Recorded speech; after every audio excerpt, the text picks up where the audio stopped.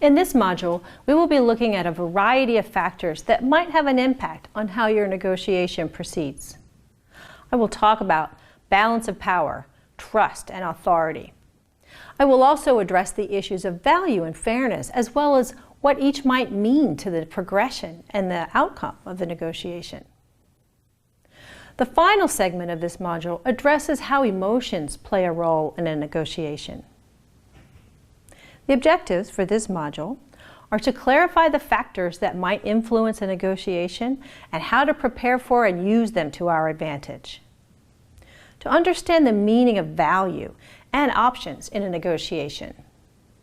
To understand the role of fairness and from whose perspective to evaluate it.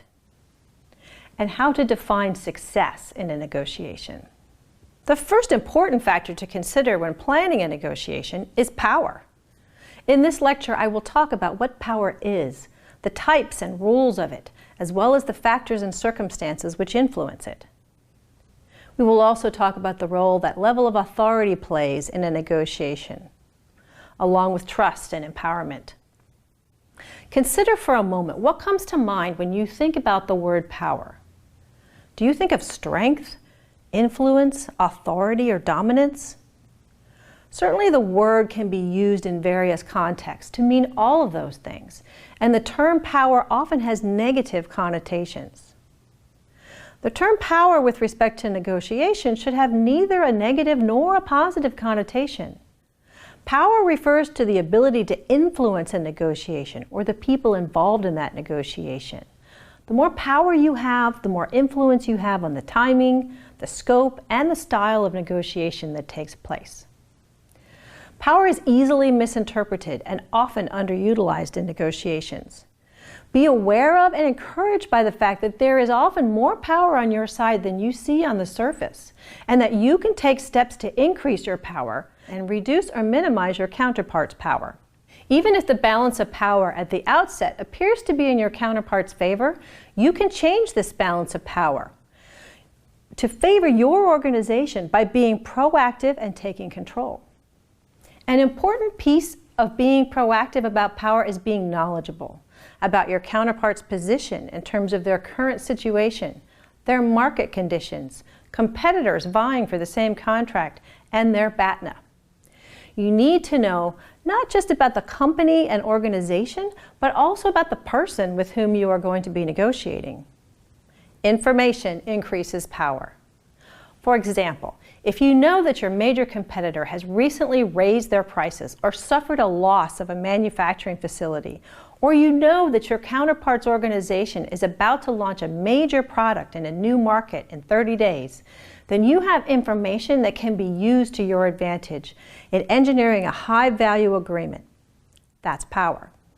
Another critical piece of knowledge which relates to power is your counterpart's accountability structure. Most everyone who is negotiating is accountable to someone higher up in the organization. That organization has most likely provided the negotiator with some guidelines, some bottom lines, and some timelines. The more information you can gain about these guidelines, the more power you have. The good news is that in reality, you probably have more power than you think. It has a lot to do with self-confidence, which is enhanced through effective preparation. In order to prepare, be sure you do your research before the first conversation. Use planned, targeted questions to gain potentially useful information, and consider where you stand with respect to the power balance. Stark and Flaherty describe 10 types of power: position, knowledge, character, rewards, punishment, gender, powerlessness, charisma, lack of interest, and craziness. These are all sources of power. They all have potential weak points or characteristics that could be used to shift the balance of power in your favor. This is where information and preparation come in. If you have information about a real or perceived power held by your counterpart, you can much more effectively overturn it. Know also that perceived power is just as effective as real power if well implemented. If your counterpart believes that you hold a certain power, it doesn't matter if you really do or do not, It's quite real to your counterpart unless you tell him or her otherwise. Your counterpart may well be trying to project more power than he truly holds. But if you see the use of a power which you know from your research and questioning that your counterpart does not have, you will not succumb to a bad option in the agreement.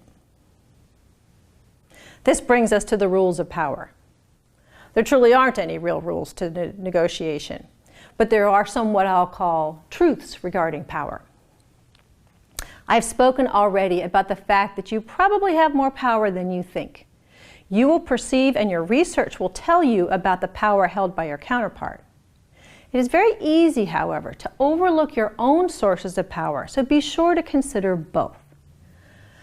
The reality is that in most negotiations, the power is close to evenly distributed when you consider all of the sources of power for both sides. This is important in that the more balanced the sources of power, the more likely it is that you can operate your negotiations with a principled or a win-win style. When the balance of power is close to being even, you are both more likely to be searching for additional points of value to add to the agreement.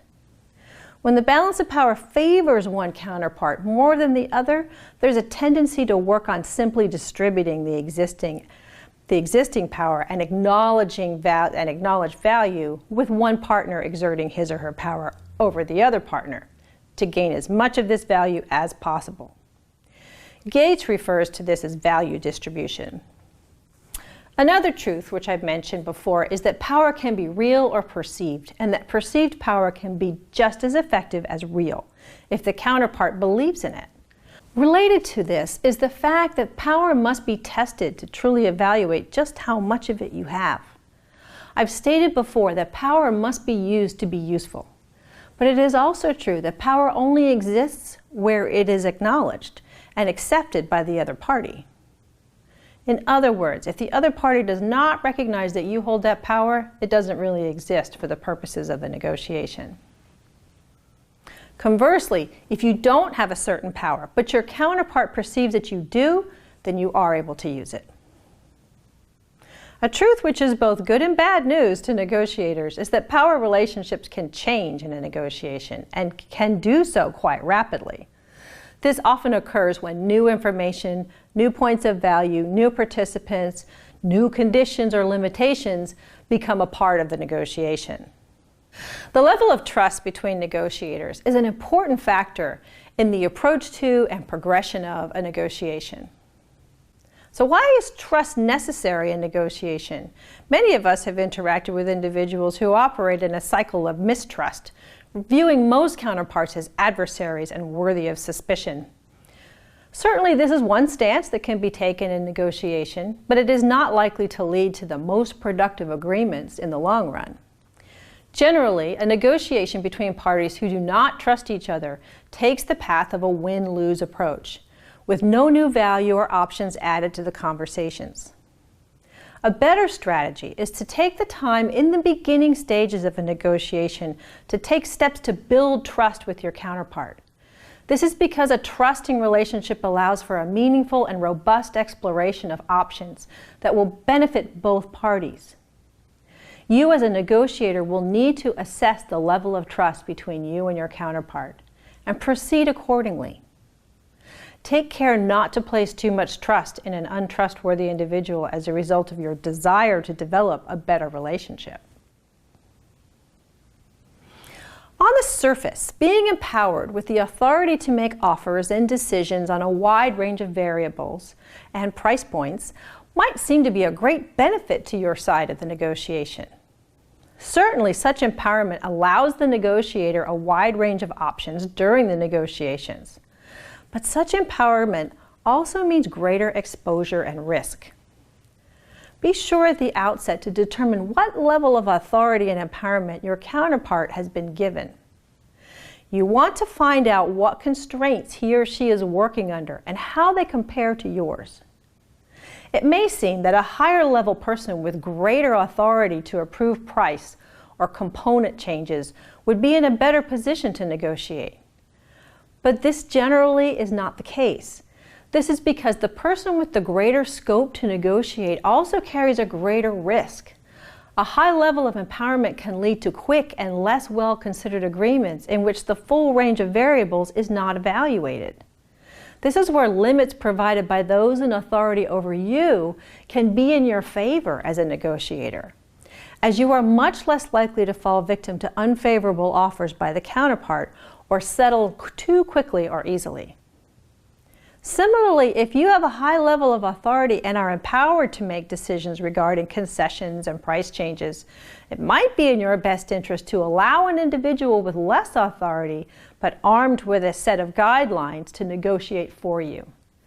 Quite often, higher level individuals give in or walk away more quickly in order to complete the process. A lower level individual with a set of limits and expectations might be in a better position to explore a wide variety of options for the agreement. If your counterpart holds considerably more authority than you do, he or she may not be willing to discuss points of value with someone at your level of authority and choose to either dominate the conversation or demand an individual with a higher level of authority with whom to negotiate. Negotiating between teams of individuals from each organization is another approach to managing this authority issue.